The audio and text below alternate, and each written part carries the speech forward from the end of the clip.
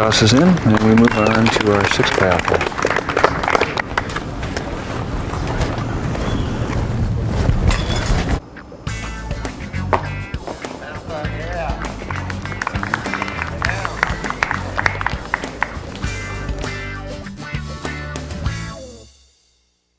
And so after 6 of 9 playoff holes, it's Wisconsin's Barry Schultz in the lead by 2 over Nate Doss and Jeff Lisseman. Micah Dorius trailing by 3. Nate Doss will have the pad.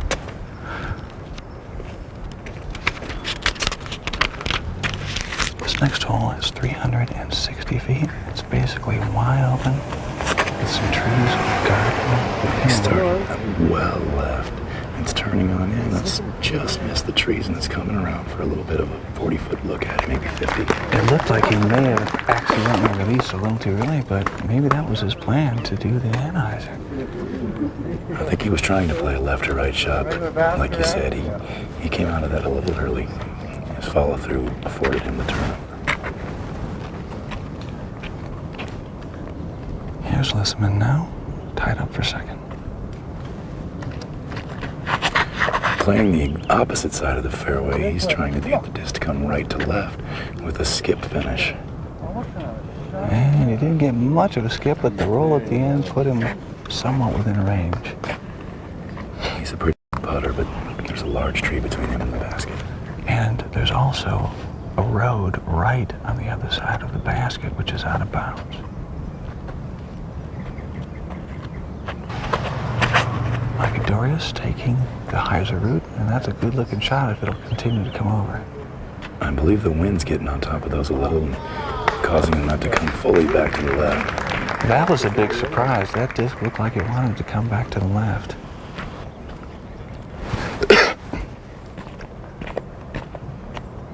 Here's Schultz, our leader.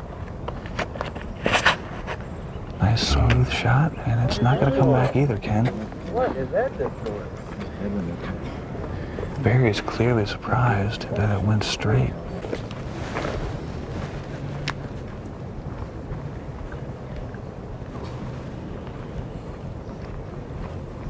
So Barry Schultz will be our away player.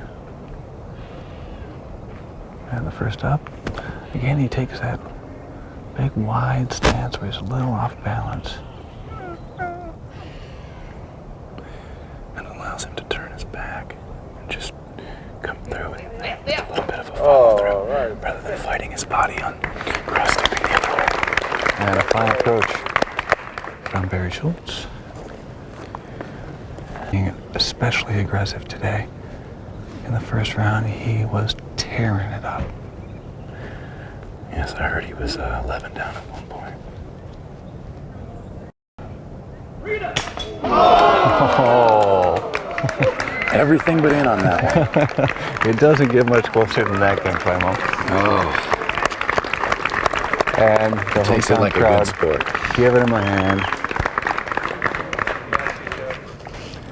Nate grew up playing De La Pdga disc golf course, and he knows pretty much every inch of this area. Yeah, the youngster's pretty familiar with his home track. And this wily veteran's been here 300 times himself. And wily is a good description for Jeff Lisseman. He's crafty in this situation. You can bet he's going to draw some metal on this one.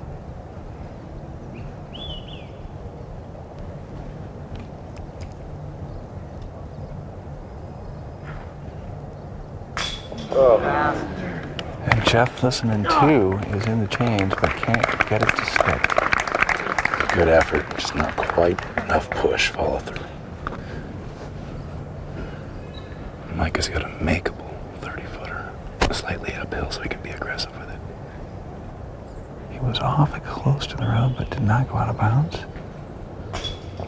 He too grazes the left side and jumps out. Tough putts on our 7th hole. It's going to be pars around, and Barry Schultz still leads by 2. With 3 very tough holes remaining.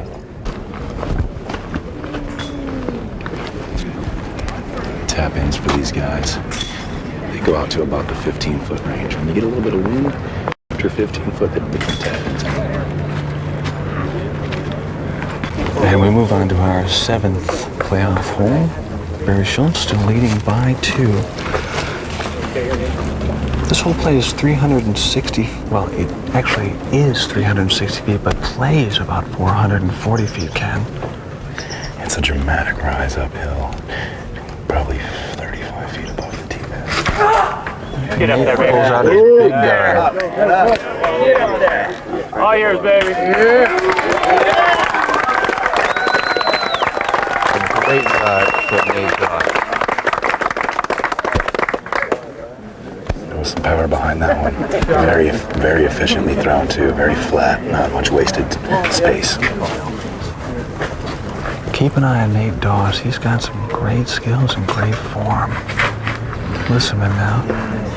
Jeff's gonna have a hard time getting anywhere near this basket. I think that's about what he wanted.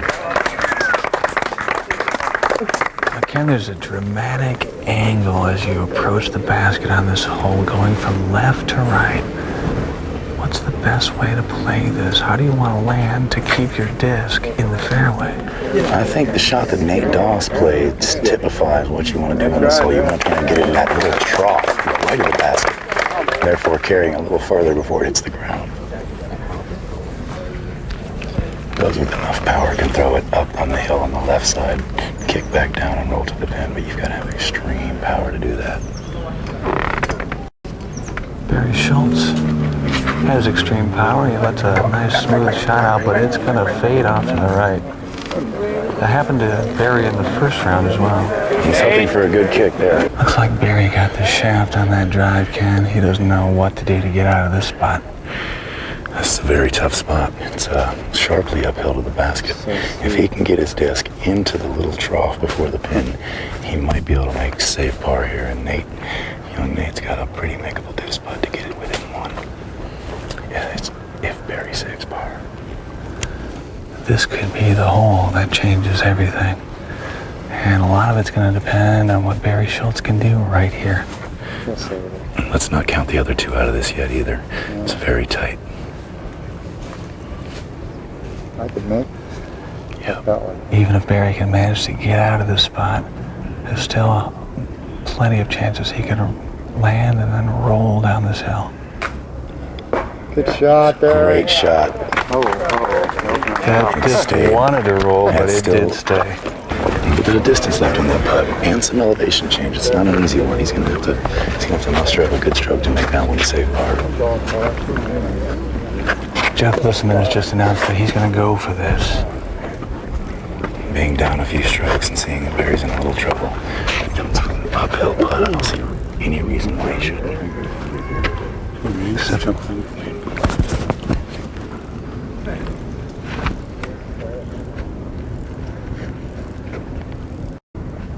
And this crowd has gotten very quiet. Here's the jump putt from Lissaman. Slides under the basket. Easy par. Didn't get in, but he got safe. Micah seems to have a very steeply angled lie. This one is too as well. It is uphill quite a bit from Micah's original drive. Oh, sit.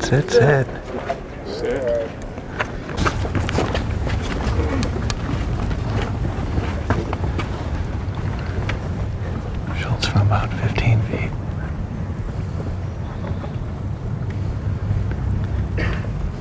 He saves the par. That was beautiful. Right in the center. He needed that one to stay ahead of this young guy who virtually got a tap in here. If you want to be a champion, you got to be able to get out of those tough spots like Schultz just did. And it's a deuce. He's asking for some calm. For par? So, Nate Doss moves within 1 stroke of Barry Schultz with 2 very difficult holes remaining. And so a quick recap of the leaderboard and this exciting finish of the 2002 Masters Cup. Wisconsin Barry Schultz, currently 18 under, leads by 1 over Nate Doss, 2 over Jeff Lissaman, 3 over Micah Dorius. It's okay, though. It was a very well thrown shot. It was unfortunate to catch that tree. This hole is a sharp angle to the right and lots of deciduous large trees, which make it tough to get all the way back to the pin.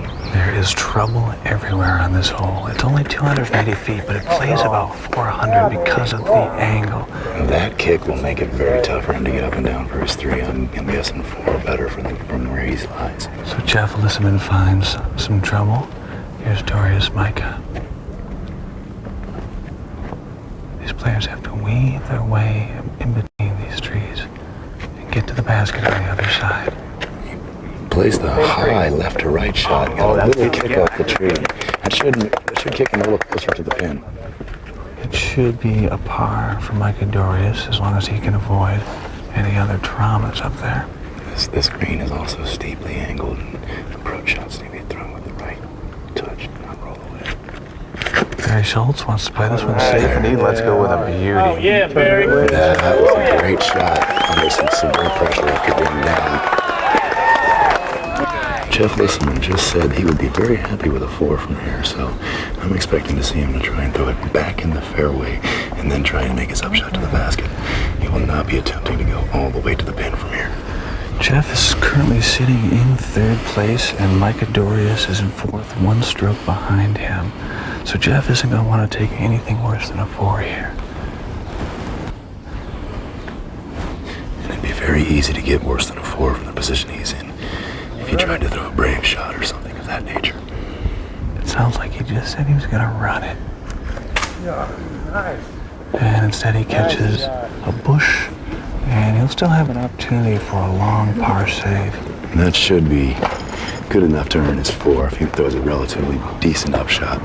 And for the first time in this whole King Climb mode, Jeff Lissaman actually can see the basket.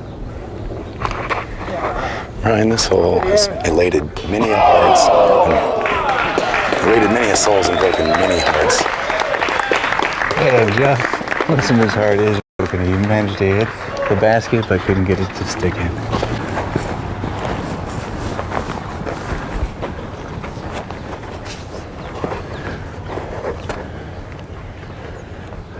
Lining it up, it looks as if he's going to give this a run, knowing the tournament's in the balance.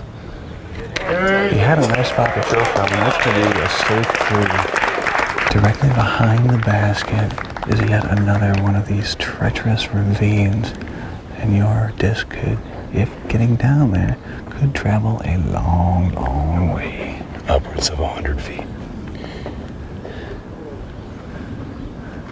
He's asking the gallery to move out on the left side. He's going to play a left to right shot, trying to land on the flat slope on top of the pin and putt back down at it, therefore taking the roll out of play. That's exactly what he's done. Played it very safe, and he should have a nice, easy putt. Here's Micah again from about 15 feet out.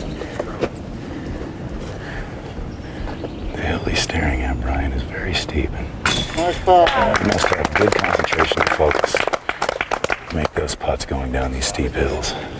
Nice up, Jeff. They can be nerve-wracking. Lissaman spits away a little bit after hitting the metal on his 3rd shot from the middle of the fairway. Should be a routinely simple putt for Mr. Lissaman. As it is, he will take a 4. Mr. Schultz has just driven the disc within 10 feet of the basket for an easy 2-stroke lead going to the last hole. Oh, Barry's got to love that. I think he just turned his frown upside down, Brian. And so after deuce, Barry Schultz back up by 2 at 19 down. Nate Doss is 2 back at 17 down. Micah Dorius and Jeff Lissaman tied at 15 down and 4 behind the leader. Barry opting to throw to the right of the pin in the very safe, wide-open grassy area to try and make an upshot to make 3 so he cannot be caught, barring a hole-in-one. As long as Barry can hang on to even 1 stroke, he will win the Masters Cup. Here's Nate Doss with the big arm. He ripped it hard. He too is going over that way, and I think that's due to the way the wind direction is today, and there's OB just left of the basket, so the players aren't wanting to flirt with that OB road. Here's Micah Dorius. He would like very much to find his way to third place, currently in a tie with Lissaman. That is a very well thrown shot, and that's gliding straight at the pin. It's looking like it's going to come up just a little bit long. Is it in or out? It's in. The crowd What a says it's beautiful safe. shot. Beautiful shot. Now, it looked like it might have hit a spectator, Ken. That could be. They were guarded around the back of the basket. There's a tree down there it could have caught as well. And after the bogey on 8, here's Lissaman. Fading a little right. Will it come back? It's starting to come back around, but it's going to come up in that 60 to 70 foot safe range. And that's going to be within Jeff's range. Let's see how the putts go. The situation we've got right now is Nate and Barry are in similar areas on the hole, and a nice easy layup will net him the championship. And that's what he does. And there's no chance now.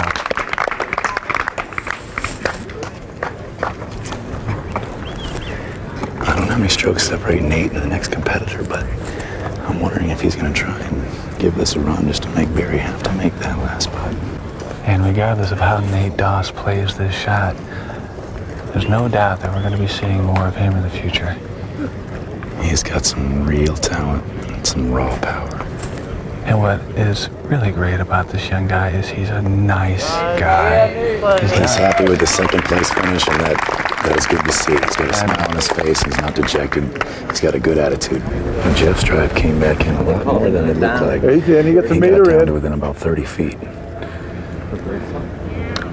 Meanwhile, Micah Dorius has been officially called in, so he can take a meter inside from where the out of bounds begins to give him enough room to work with.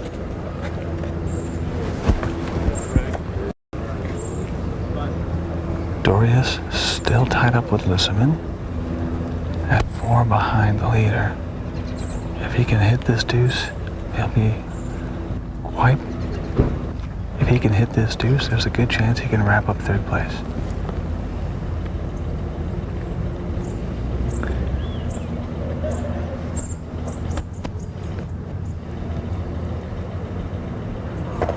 That leaves the door open for Lissaman. Lissaman hits the spot. Third place is his.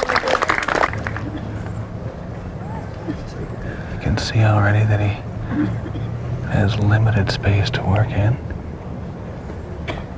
Looks like he's going to have to go over the branch that's just in front of him. Which is going to create a dropping back to the left at the end of the putt.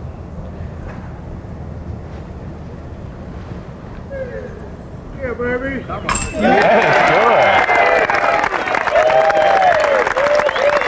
Even with a little crowd distraction, he puts it right in the center. Jeff Lissaman, the guy can putt. That was an amazing putt and a third place putt. That netted him a few extra dollars on the weekend. It sure did. So our final results are Barry Schultz in first. It's Nate Doss from Santa Cruz, California, taking second. Jeff Lissaman of Grass Valley, California, in third. And Michael Dorius from San Diego in fourth place. All of these gentlemen played very well. They all displayed good skill and great sportsmanship out on the course today. And Barry will take his victory putt. Yeah, congratulations. Hard-earned and well-deserved win for Barry Schultz of Wisconsin. Hank Clavin, your final thoughts? I believe that's the third time he's tamed this course. He's got a real love affair with this place. He plays strong. He's got a good mental game, and when his putter's on, he's tough to beat. And we will be back to wrap it up right after this. You're watching Disctv. So Barry Schultz is the winner of the 2002 Masters Cup. Ken Clamo, final thoughts? Well, I really like the way the players conducted themselves on the course. They did a great job. All showed good skill and attitude, And Barry came up with the goods on the 8th hole after Nate put the pressure on him on the 7th. And that's what it takes to win a tournament. Nate Doss showing amazing maturity for his young age. Yes, he's 16 years old, I believe, and to beat out the players he's beaten to take second place, he's done something special, and I expect to see his name in the future. And the amazing putt by Jeff Lissaman on the final hole to get himself into 3rd place. Yes, he snatched that right out of Mike Adorius' hand, who also had a look but couldn't cash in. That'll do it for us. For Ken Climo, I'm Brian Sullivan. That's Disctv for this week. Join us next time when we'll take you to Columbia, Missouri for the Mid-America Open. And don't forget, we're online all the time at www.disctv.disclife.com. Go there and find links to send us news, send us your shots of the week, and pick up videotapes of the show. For Disctv, I'm Brian Sullivan. We'll see you next time. Disctv is brought to you in part by the Professional Disc Golf Association, guiding disc golf into the future, and by disclife.com, the world leader in disc golf.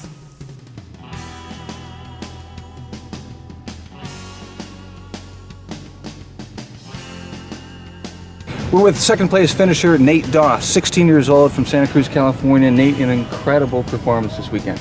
Yeah, you know, my home course been playing real well lately, and everything just fell into place for me. Now, you made a deuce on the 7th hole of the playoff. You were within 1 stroke of the leader, Barry Schultz. What were you thinking? I was really pumped right there. You know, I really threw a long drive on that hole, made the putt. And I felt like I could do something, but I hit that tree, and I pretty much knew Barry had it.